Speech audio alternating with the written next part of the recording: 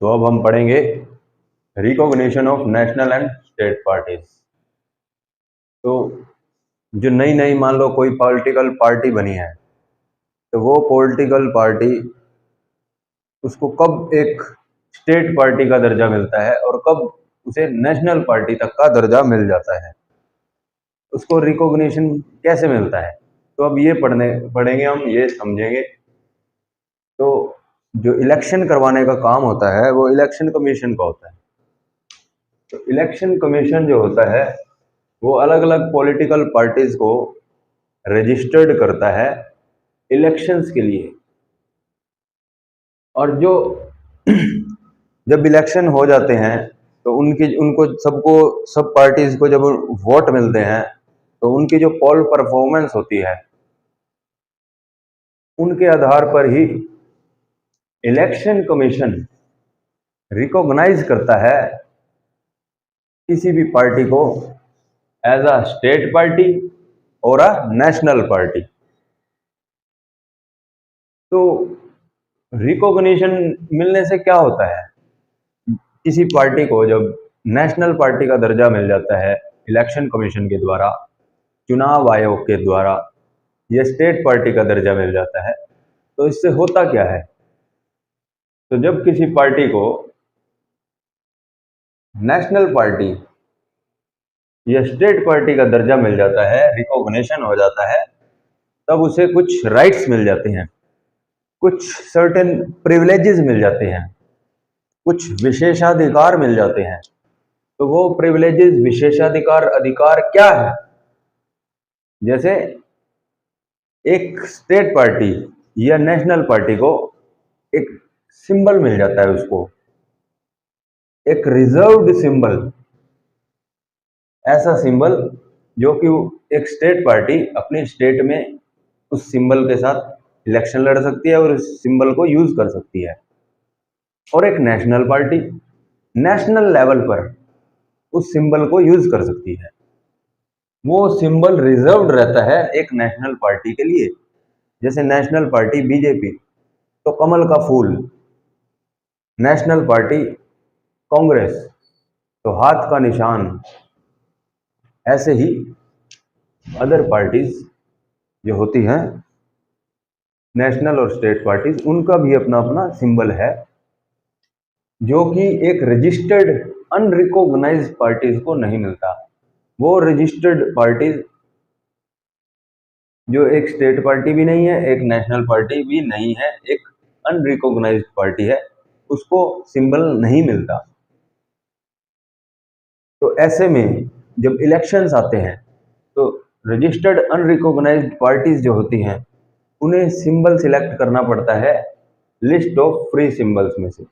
यानी कि election commission एक लिस्ट जारी करता है सिंबल्स की, उन सिंबल्स में से अनरिकॉग्नाइज्ड जो पार्टीज होती हैं अपने लिए एक सिंबल चुन लेती है और उसी चुने हुए सिंबल पर वो चुनाव लड़ती है।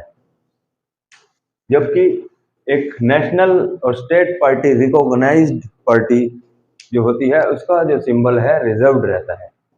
इसके अलावा अलग से जो एक प्रिविलेज मिलता है एक रिकॉग्नाइज्ड पार्टी को, वो है provision of time for political broadcast on the state on television and radio stations.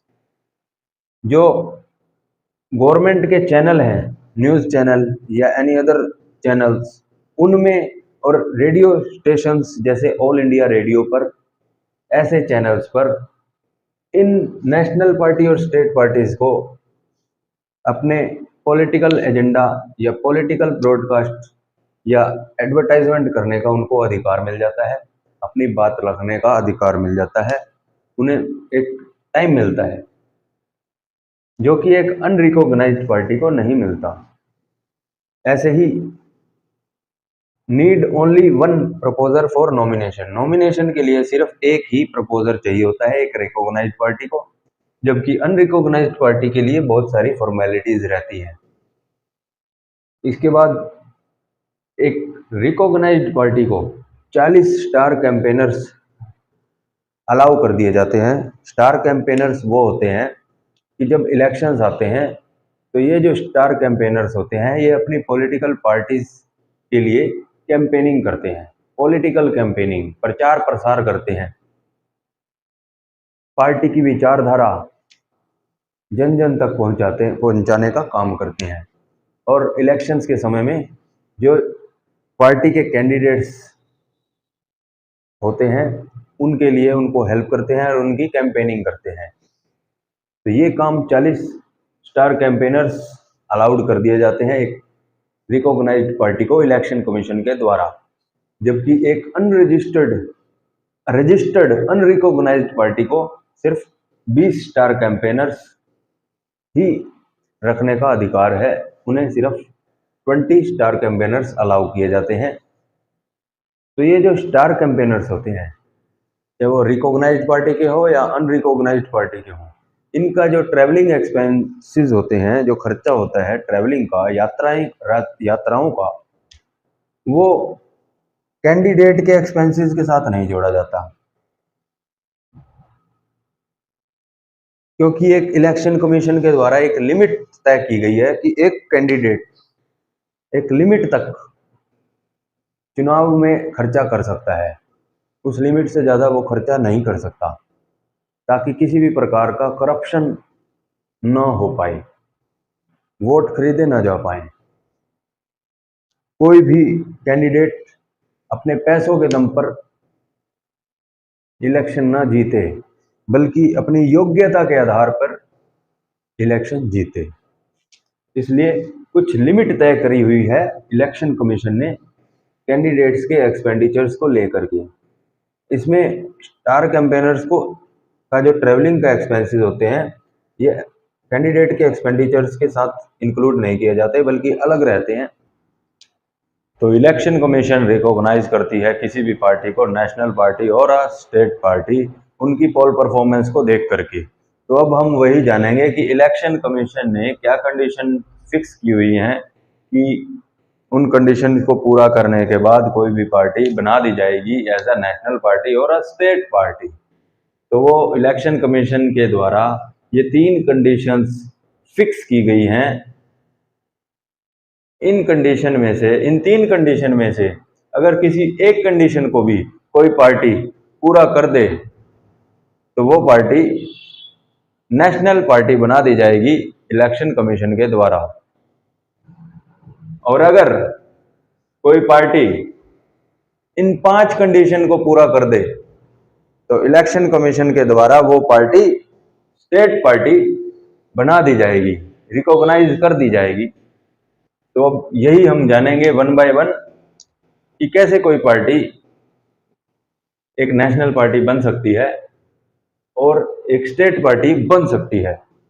तो फर्स्ट जो कंडीशन है वो है कि अगर कोई पार्टी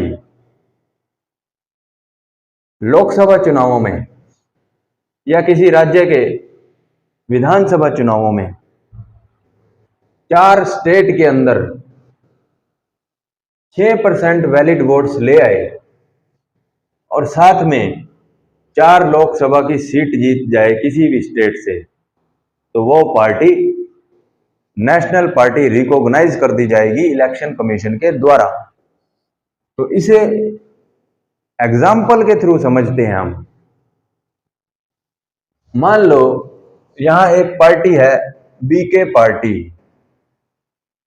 ये नई एक पार्टी बना दी हमने एग्जाम्पल के लिए, आपको समझाने के लिए।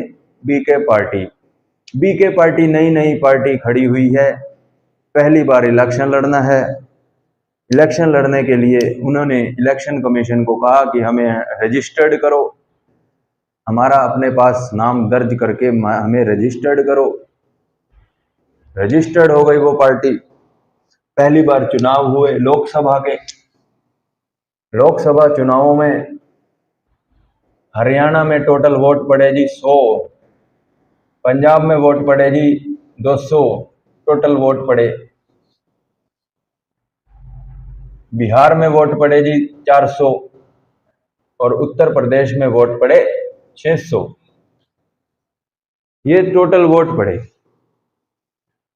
इनमें से बीके पार्टी को हरियाणा में 6 वोट मिले सिर्फ, पंजाब में मिले जी 12 वोट, बिहार में 24 वोट मिल गए, और साथ में यूपी में 36 वोट मिले। तो इनको एक नेशनल पार्टी बनने के लिए 6% वैलिड वोट्स चाहिए थे। तो वैलिड वोट्स 6% चाहिए 4 स्टेट में या फिर 4 से ज्यादा स्टेट में। तो 4 लोकसभा चुनावों में 4 स्टेट के अंदर इनको, हरियाणा में तो 6 वोट मिले 100 में से, पंजाब में 200 में से 12 वोट मिल गए, 400 में से 24 वोट मिल गए बिहार में, और यूपी में 600 में से 36 वोट मिल गए। तो यहाँ अगर हम परसेंटेज का हिसाब लगाएं तो यहाँ इनके 6% वोट इनको मिल गए, पंजाब में भी 6% वोट मिल गए, बिहार में 6% वोट मिल गए, और यूपी में भी इनको 6% वोट मिल गए। तो 4 स्टेट में इनको 6% वैलिड वोट्स मिल गए हैं। अब नेशनल पार्टी बनने के लिए एक और कंडीशन है, 6% वैलिड वोट्स के साथ साथ 4 सीट लोकसभा में जीती होनी चाहिए। मतलब उनको, उनके पास ऐसे 4 एमपी भी चाहिए जो अभी अभी चुनाव जीत करके आए हों और बीके पार्टी से हों। तो मान लो हरियाणा से उनको 2 सीटें मिल गई लोकसभा सीट, एमपी 2 बन गए उनके, और यूपी में भी इनको 2 इनके एमपी जीत गए, मतलब कैंडिडेट लोकसभा का चुनाव जीत गए और एमपी बन गए। तो यहाँ इनको 2 सीटें हरियाणा से मिल गई, 2 सीटें यूपी से मिल गई। तो ऐसे में उनको 4 लोकसभा सीट मिल गई, साथ में 6% वैलिड वोट्स मिल गए 4 स्टेट में। तो इनका ये कंडीशन पूरी हुई, क्राइटेरिया पूरा हुआ। तो यहाँ पर बीके पार्टी इलेक्शन कमीशन के द्वारा नेशनल पार्टी बना दी जाएगी, रिकॉग्नाइज कर दी जाएगी, घोषित कर दी जाएगी। तो ये है फर्स्ट कंडीशन। इसको अगर कोई भी पार्टी या बीके पार्टी पूरा करती है तो उसको नेशनल पार्टी का दर्जा मिल जाएगा। ये थी फर्स्ट कंडीशन। सेकंड कंडीशन को हम अब समझेंगे। सेकंड कंडीशन ये है, सेकंड कंडीशन है, अगर कोई पार्टी लोकसभा की टोटल सीट में से 2% सीट जीत जाए 3 स्टेट के अंदर, तो वो पार्टी नेशनल पार्टी के लिए रिकॉग्नाइज कर दी जाएगी इलेक्शन कमीशन के द्वारा। तो इसको भी हम एग्जाम्पल के थ्रू समझने का प्रयास करेंगे। मान लो लोकसभा की टोटल सीट है 550, 550 में से 2% कितना हुआ, 550 का 2% वो हुआ 11। यानी कि अगर कोई पार्टी लोकसभा के अंदर 11 सीट जीत जाती है, यानी 2% सीट जीत जाती है, तो वो पार्टी बना दी जाएगी नेशनल पार्टी। लेकिन ये 11 सीटें जो हैं, ये किसी एक स्टेट में से नहीं आनी चाहिए। ऐसा ना हो कि ये जो 11 सीट हैं ये यूपी स्टेट में से ही आ गई, नहीं।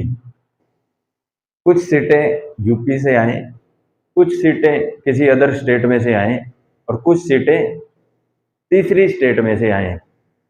ऐसा इसलिए क्योंकि एक ही स्टेट में से अगर आएगी तो वो एक स्टेट पार्टी बनकर रह जाएगी, लेकिन यहाँ नेशनल पार्टी रिकॉग्नाइज करने की बात चल रही है। इसलिए 3 स्टेट तय की गई हैं कि अगर 3 स्टेट के अंदर कोई पार्टी 2% लोकसभा की सीट ले आए, यानी 11 सीट भी अगर ले आए, तो वो पार्टी नेशनल पार्टी घोषित कर दी जाएगी। तो इसको समझो, मान लो हरियाणा के अंदर किसी बीके पार्टी को 2 सीट मिली, पंजाब में इनको 5 सीट मिली, यूपी के अंदर इनको कितनी मिली जी, 5 2 और ये 4, ठीक है। तो यहाँ मान लो इनको 11 सीट मिल गई, 2 हरियाणा से, 5 पंजाब से और यूपी से 4। तो यहाँ इनका 11 सीट का क्राइटेरिया पूरा हो गया, 3 स्टेट में से आ गई सीट। तो ये कंडीशन इनकी पूरी हुई और यहाँ पे भी ये नेशनल पार्टी बनने के लिए रिकॉग्नाइज हो जाती है। अगर ऐसे भी कोई इस कंडीशन को भी कोई पार्टी पूरा कर दे तो वो नेशनल पार्टी के लिए रिकॉग्नाइज कर दी जाएगी। इसके बाद जो थर्ड कंडीशन है वो है कि अगर कोई पार्टी इन्हीं 4 स्टेट के अंदर as a state party recognise हो जाती है, 4 स्टेट की स्टेट पार्टी बन जाती है, तो वो पार्टी नेशनल पार्टी घोषित कर दी जाएगी इलेक्शन कमीशन के द्वारा। इसको भी समझो।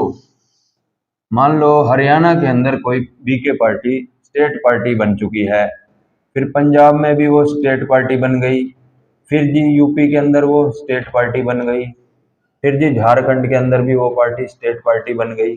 तो अगर 4 स्टेट के अंदर कोई भी पार्टी स्टेट पार्टी बन जाती है तो वो एक नेशनल पार्टी घोषित कर दी जाएगी इलेक्शन कमीशन के द्वारा।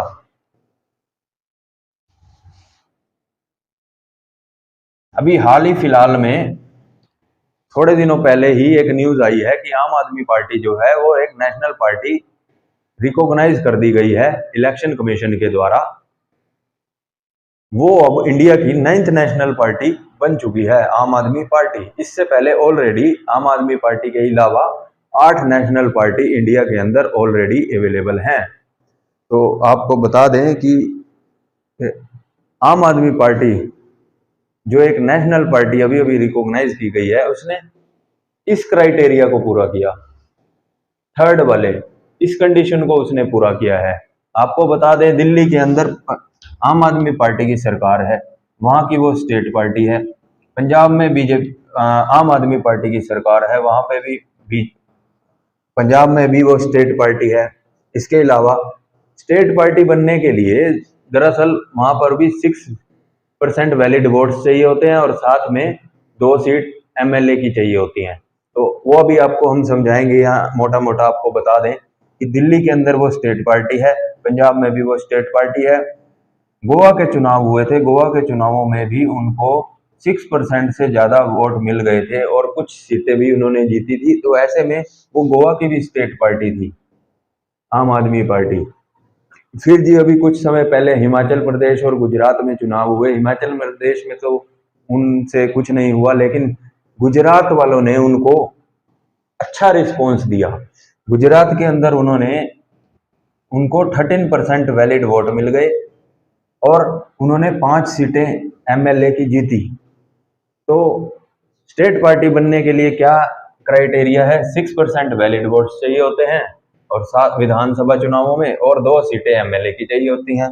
तो यहाँ उन्हें 5 सीटें मिल गई और साथ में गुजरात में 13% वैलिड वोट्स मिल गए। तो यहाँ गुजरात की भी वो स्टेट पार्टी बन गई और साथ ही 4 स्टेट की वो स्टेट पार्टी बन गई, इसलिए उसे नेशनल पार्टी का भी दर्जा मिल गया और इलेक्शन कमीशन ने उसको रिकॉग्नाइज किया as a 9th national party of India, Aam Aadmi party को। तो ये भी हमने एग्जाम्पल के थ्रू समझ लिया है। अब हम समझेंगे कि इलेक्शन कमीशन के द्वारा किसी पार्टी को कैसे स्टेट पार्टी का दर्जा दिया जाता है। तो स्टेट पार्टी बनने के लिए ये 5 कंडीशन है। इन 5 कंडीशन में से किसी एक कंडीशन को अगर कोई पार्टी पूरा कर दे तो वो एक स्टेट पार्टी के लिए रिकॉग्नाइज कर दी जाती है, उसको कुछ विशेषाधिकार प्रिविलेजेस दे दिए जाते हैं। तो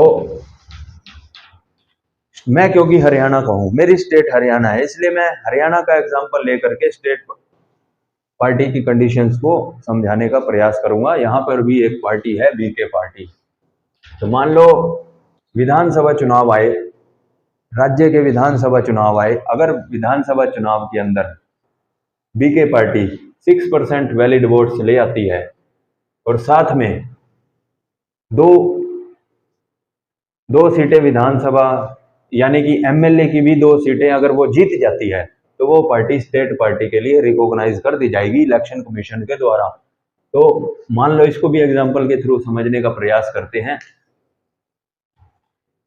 मान लो हरियाणा में चुनाव हुए, टोटल वोट पड़े जी 1000। 1000 में से बीके पार्टी को मिले जी 60 वोट, यहाँ उनको 60 वोट मिल गए। तो इसका मतलब क्या हुआ कि बीके पार्टी ने 6% वैलिड वोट्स प्राप्त कर लिए साथ में ही बीके पार्टी को 2 सीटें विधानसभा में मिल गई, 2 उनके एमएलए, 2 उनके विधायक बन गए बीके पार्टी के। तो ऐसे में क्या है कि 6% वैलिड वोट्स बन गए, साथ में 2 उनको सीटें मिल गई, तो इससे बीके पार्टी स्टेट पार्टी बनने के लिए एलिजिबल हो गई। एक तो कंडीशन ये है। दूसरी कंडीशन है कि अगर लोकसभा के चुनाव आ गए जी, आम चुनाव आए लोकसभा के, general election of a Lok Sabha parliament के चुनाव आ गए हैं, तो पार्लियामेंट के चुनाव में पार्टी हरियाणा की है बीके पार्टी को लोकसभा चुनावों में अगर 6% वोट मिल जाते हैं, वैलिड वोट्स, और साथ में 1 सीट अगर लोकसभा की बीके पार्टी जीत जाती है, तो ऐसे में बीके पार्टी स्टेट पार्टी बनने के क्राइटेरिया को पूरा कर देगी और वो रिकॉग्नाइज कर दी जाएगी इलेक्शन कमीशन के द्वारा एज अ स्टेट पार्टी। तो मतलब मान लो लोकसभा चुनावों में टोटल वोट 10,000 पड़े गए, 10,000 वोटों में से बीके पार्टी को 600 वोट मिल गए, साथ में एक उनका सांसद भी बन गया बीके पार्टी का, सिर्फ एक ही सीट वो जीते, तो ऐसे में उनको यहाँ 6% वैलिड वोट मिल गए, साथ में एक उनका एमपी बन गया, तो ऐसे में ये स्टेट पार्टी का दर्जा प्राप्त कर लेगी बीके पार्टी। अब थर्ड कंडीशन को समझेंगे।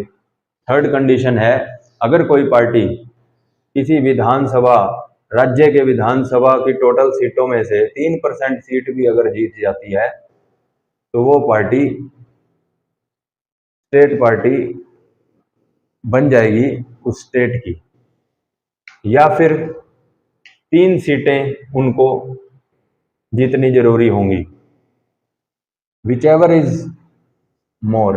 तो इसको समझो अब थोड़ा ध्यान से एग्जाम्पल के थ्रू। मान लो यूपी के अंदर टोटल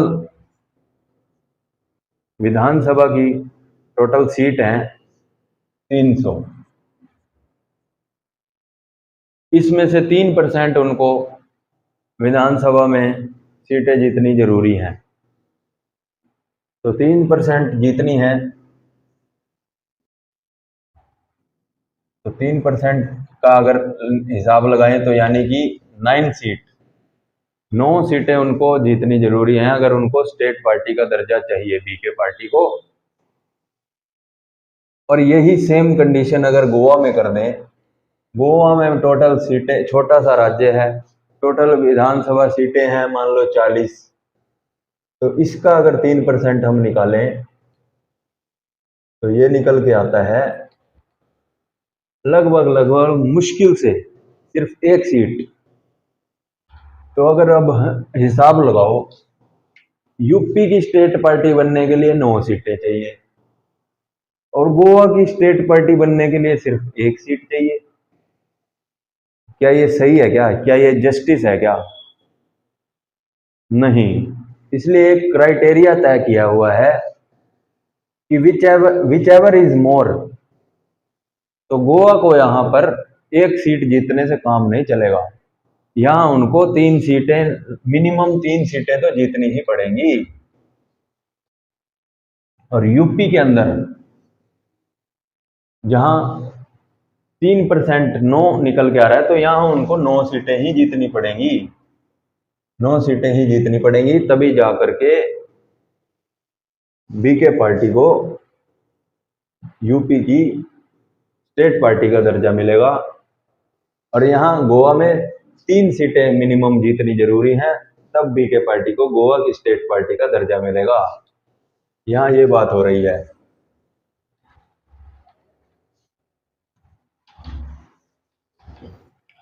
अब समझेंगे फोर्थ कंडीशन को।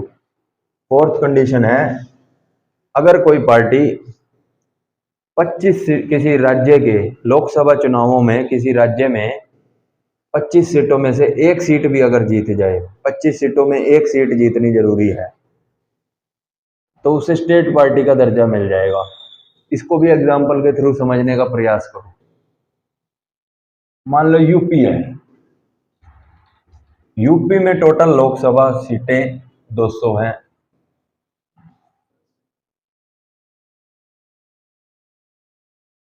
तो यूपी के अंदर अगर किसी पार्टी को यूपी की स्टेट पार्टी का दर्जा चाहिए तो उसको 25 सीटों में एक सीट जीतनी जरूरी है। यानी इसको 25 से डिवाइड करो, कितनी निकल के आएगी? 8। 8 लोकसभा सीट जीतनी जरूरी है। अगर यूपी की स्टेट पार्टी का दर्जा चाहिए तो बीके पार्टी को 8 सीटें जीतनी जरूरी हैं। अगर राजस्थान के अंदर टोटल लोकसभा की सीटें जो हैं वो 100 हैं, तो अगर राजस्थान की स्टेट पार्टी का दर्जा चाहिए तो यहां भी 25 सीटों में से एक सीट जीतनी जरूरी है। यानी कि 4 सीटें जीतनी बीके पार्टी को जरूरी है अगर उसको राजस्थान की स्टेट पार्टी का दर्जा चाहिए। ऐसे ही अगर किसी पार्टी पंजाब के अंदर किसी पार्टी को स्टेट पार्टी का दर्जा चाहिए तो 25 सीटों में से लोकसभा की एक सीट जीतनी जरूरी है। 25 सीटों में से एक, यानी पंजाब में अगर 50 सीटें हैं टोटल लोकसभा की, तो ऐसे में इनको 25 सीटों में से एक जीतनी जरूरी है। यानी कि 2 सीटें अगर पंजाब में अगर बीके पार्टी जीत जाती है तो उसे पंजाब की स्टेट पार्टी का दर्जा मिल जाएगा। तो अब आप हमें पूरी उम्मीद है कि आप समझ गए होंगे इस कॉन्सेप्ट को भी। तो अब हम आपको 5th कंडीशन के बारे में समझाएंगे। अगर किसी पार्टी को लोकसभा चुनावों में या विधानसभा चुनावों में 8% वैलिड वोट मिल जाते हैं और कोई भी सीट नहीं मिलती, तब भी वो पार्टी स्टेट पार्टी बनने के लिए रिकॉग्नाइज कर दी जाएगी इलेक्शन कमीशन के द्वारा। इसको भी एग्जाम्पल के थ्रू समझने का प्रयास करो। मान लो हरियाणा के अंदर टोटल वोट पड़ेगी कितने? 10,000, और 10,000 में से बीके पार्टी को 800 वोट मिल गए। तो 800 वोट मिलने पर इनका 8% वाला वैलिड वोट्स का क्राइटेरिया पूरा हुआ। इनको 8% वोट मिल गए हरियाणा के अंदर, यानी कि 8% वैलिड वोट्स मिल गए। तो ऐसे में इलेक्शन कमीशन के द्वारा बीके पार्टी स्टेट पार्टी के लिए रिकॉग्नाइज कर दी जाएगी और उसको प्रिविलेजेस मिल जाएंगी, कुछ विशेषाधिकार मिल जाएंगे। तो आप समझ गए होंगे कैसे आम आदमी पार्टी 4 स्टेट में स्टेट पार्टी का दर्जा प्राप्त करने के बाद एक नेशनल पार्टी बना दी जाती है।